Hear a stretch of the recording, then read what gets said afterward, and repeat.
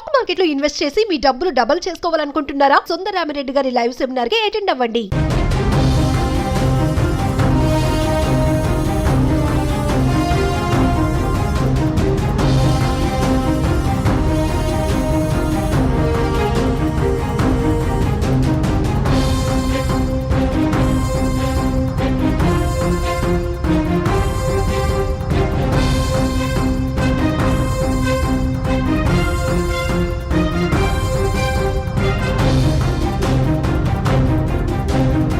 ప్రజల్ని గాలికి వదిలేసిన పాకిస్తాన్ ఉగ్రవాదులను కాపాడటం మొదలుపెట్టింది.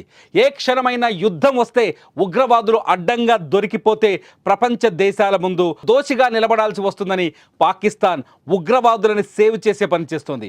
ఇటు ఉగ్రవాద స్థావరాల్ని భారత్ సరిహద్దు చుట్టూ ఉన్న దాదాపు 42 ఉగ్రవాద స్థావరాల్ని అంటే లాంచ్ ప్యాడ్స్ నుంచి ఉగ్రవాదుల్ని పాకిస్తాన్ లోపలికి తీసుకెళ్తున్నారు. అది కూడా ఆర్మీ యుద్ధ ట్యాంకులో వాళ్ళని తీసుకెళ్తున్నట్టుగా భారతీయ ఇంటెలిజెన్స్ సమాచారం అందిస్తోంది. ఇప్పటికే కరాచీ నుంచి ఈ ఆపరేషన్ కొనసాగిస్తున్నట్టుగా తెలుస్తోంది. భారత సరిహద్దు చుట్టూ ఉన్న ఖేల్, పార్దీ, దుద్నియల్, ఆత్ముఖం, జురా, లిఫా, పశ్చిమన్, కహూటా, కోట్లా, కయూరట్టన్, మంధార్, నిఖైల్, చమన్కోట్, జన్కోట్ ఏరియాల నుంచి అనేక మంది ఉగ్రవాదుల్ని దాదాపు 200 మంది ఉగ్రవాదుల్ని ఇక్కడి నుంచి తరలించినట్టుగా తెలుస్తోంది. అంతేకాదు లష్కరే తోయిబా అధినేత హఫీజ్ సయీద్ను కూడా ఐఎస్ఐ యొక్క సేఫెస్ట్ ప్లేస్లో దాచిపెట్టడం తెలుస్తుంది. ఇదిలా ఉంటే పాకిస్తాన్ కేవలం భారతదేశంలో విధ్వంసం సృష్టిస్తున్న వారికి మాత్రమే కాపాడుతుంది, కానీ ప్రజల్ని మాత్రం గాలి కొదిలేసింది. ప్రజలు సింధు ఏరియాలో ఎప్పుడైతే సింధు జలాల్ని నిలిపివేస్తామని భారత్ ప్రకటించిందో అప్పుడే పాకిస్తాన్లో ఆందోళనలు కూడా మొదలయ్యాయి. ఇప్పటికే తీవ్రమైన ఆర్థిక సమస్యల్లో ఉన్నారు పాకిస్తాన్ జనం. పెరిగిపోయిన ధరలతో తీవ్రమైన ఇబ్బందుల్లో ఉన్నారు. సింధు జలాలు ఆగిపోతే పాకిస్తాన్లో కరువు విలయ తాండవం చేస్తున్నట్టు అక్కడి ప్రజలు ఆందోళన చెందుతారు. ఇప్పుడు మీరు విజువల్స్లో చూస్తున్నారు, no water no peace, no water no peace. Water లేకపోతే అక్కడ శాంతి ఉండదు, దయచేసి మాకు నీళ్ళు ఇవ్వండి అంటూ అక్కడి ప్రజలు ఆందోళన చేస్తున్న ఒక ఇమేజ్ మనకు కనిపిస్తుంది. ఇది రాయిటర్స్ రిపోర్ట్ చేస్తున్న వీడియో. రాయిటర్స్ ఎప్పుడైతే భారత్ సింధు జలాలపై ఆంక్షలు విధించిందో, సింధు జలాల ఒప్పందాన్ని రద్దు చేసిందో అప్పటి నుంచి సింధు రాష్ట్రం పాకిస్తాన్ అంటే భారత సరిహద్దుకు దగ్గరగా ఉన్న పంజాబ్, సింధు రాష్ట్రాల్లో రాయిటర్స్ అనే వార్తా సంస్థ అక్కడి నుంచి రిపోర్ట్ చేస్తుంది.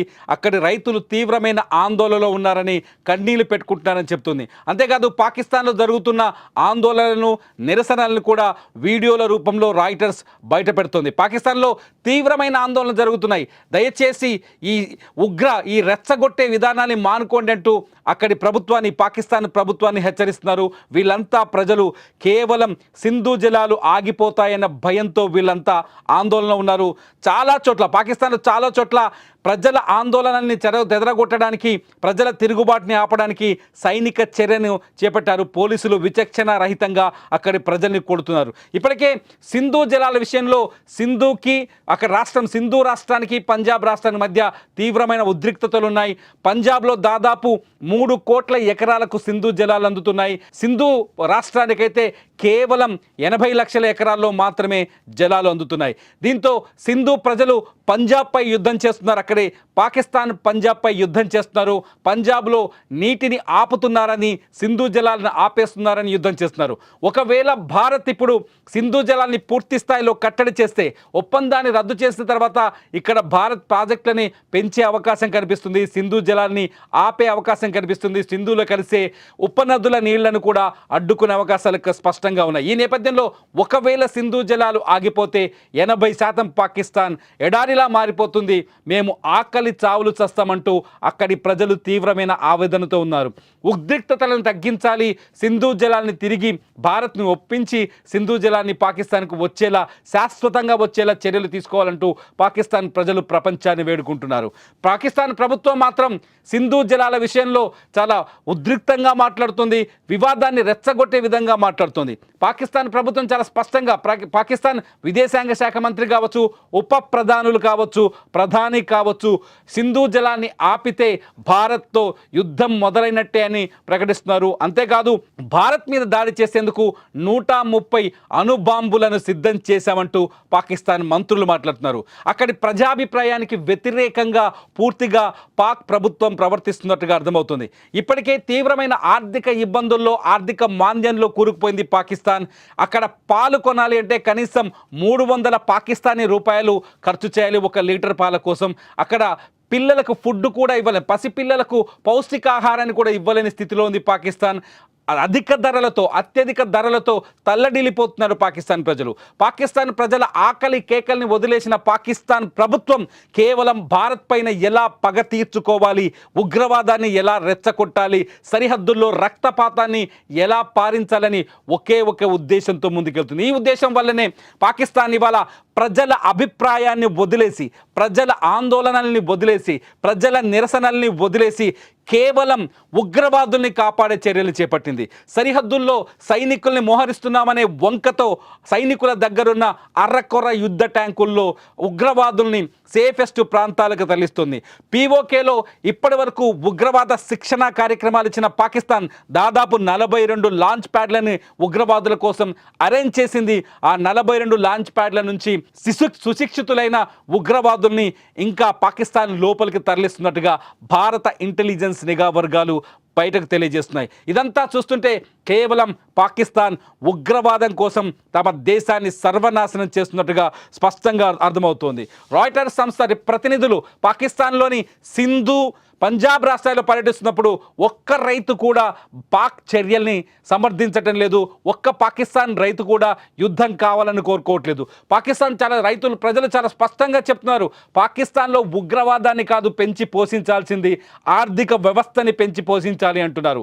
సింధు నదీ జలాలకు ఎటువంటి ఆటంకం లేకుండా పాకిస్తాన్లో పారే విధంగా చర్యలు తీసుకోవాలనుకుంటున్నారు.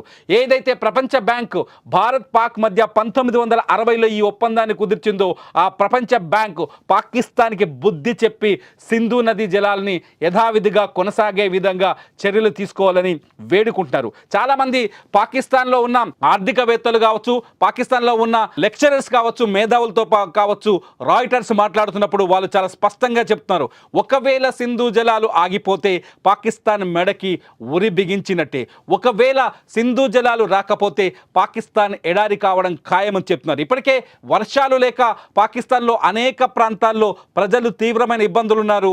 వర్షాలు రాక అనేక రైతులు తీవ్రమైన కష్టాల్లో ఉన్నారు. పాకిస్తాన్ జీడిపిలో దాదాపు 20% వాటా వ్యవసాయానిదే. అక్కడ పండే గోధుమ, చెరుకు, పత్తి విదేశాలకు ఎక్స్పోర్ట్ చేసే క్వాలిటీతో ఉంటుంది.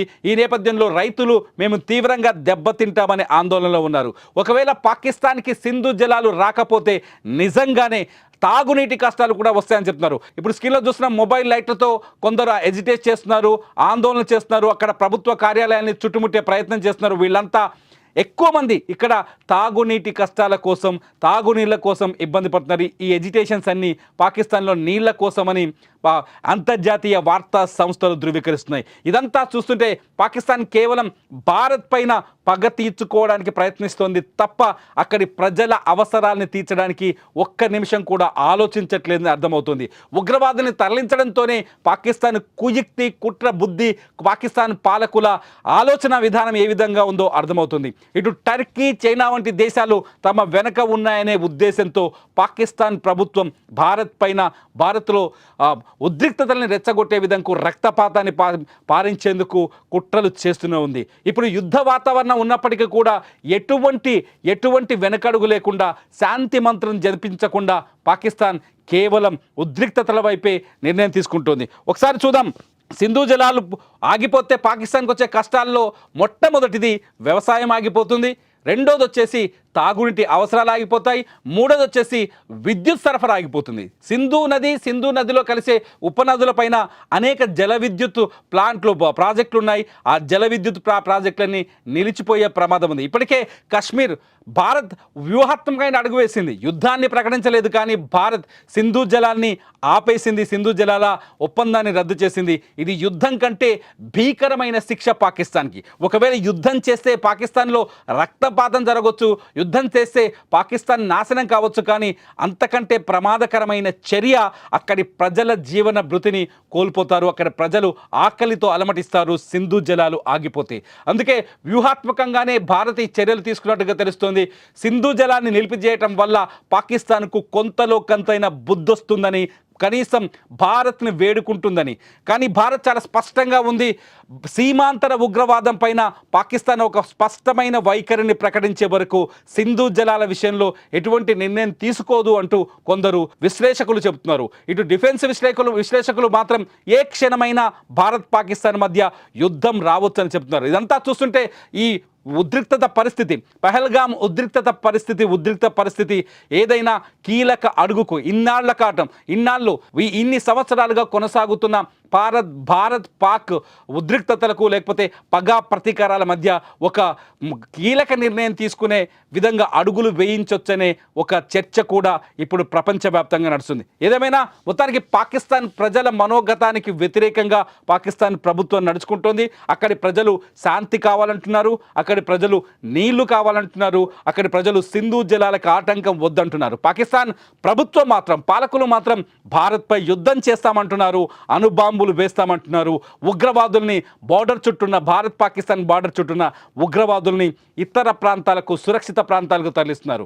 ఈ తరలింపు వెనుక ఒక 2 వ్యూహాలు కనిపిస్తున్నాయి పాకిస్తాన్వి. మొట్టమొదటిది, ఉగ్రవాదం తమ దగ్గరుందని ప్రపంచం ముందు దోషిగా నిలబడాల్సి వస్తుందనేది ఒక ఉద్దేశం అయితే, రెండోది వచ్చేసి ఉగ్రవాదుల్ని కాపాడుకోకపోతే భారత్ పైన పగ తీర్చుకోలేమనేది రెండో ఉద్దేశంగా తెలుస్తుంది. ఏది ఏమైనా భారత్ పాకిస్తాన్ మధ్య చెలరేగుతున్న ఈ ఉద్రిక్తతల నేపథ్యంలో పాకిస్తాన్ని ప్రజల్ని గాలికి వదిలేయటం, ఉగ్రవాదుని కాపాడుకోవడం అనేది ఇప్పుడు ప్రపంచం కళ్ళ ముందు కనిపిస్తోంది. అక్కడ అంతర్జాతీయ వార్తా సంస్థలు చేస్తున్న విశ్లేషణలో, చేస్తున్న రిపోర్టింగ్లో ఈ విషయాలు బట్టబయలవుతున్నాయి. ఈ పాకిస్తాన్ తీరు పైన మీరేమనుకుంటున్నారు? పాకిస్తాన్ ప్రజలు కోరుకున్నట్టుగా అక్కడ శాంతి కావాలా, లేదంటే యుద్ధం కావాలా? పాకిస్తాన్కి ఏం కావాలని మీరు కోరుకుంటున్నారు? భారత్ ఎటువంటి చర్యలు తీసుకుంటే బాగుంటుందని మీరు కోరుకుంటున్నారు? ఈ వీడియో కింద కామెంట్ చేయండి. చూస్తూనే ఉండండి సుమన్ టీవీ.